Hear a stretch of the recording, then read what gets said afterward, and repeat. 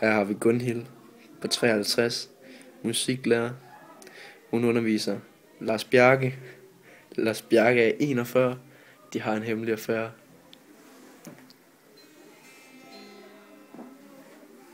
Så Lars Bjarke, nu skal du lære lidt om G-strengen. Hvor er den sidder henne? Mellem mine baller. Min skat. Gunhild.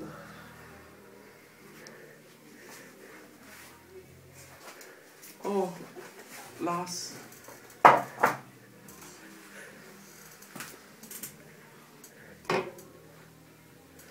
Jeg skruer lige lidt op. Ja, Bjarke.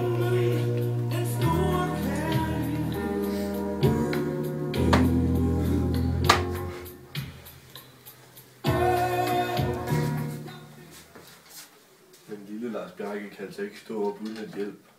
Hvad er det? Det er den nye, revolutionerende Viagra-pille. Den virker efter kun 5 minutter. Den er godt nok stor. Ja, det bliver lille Lars Bjarke også.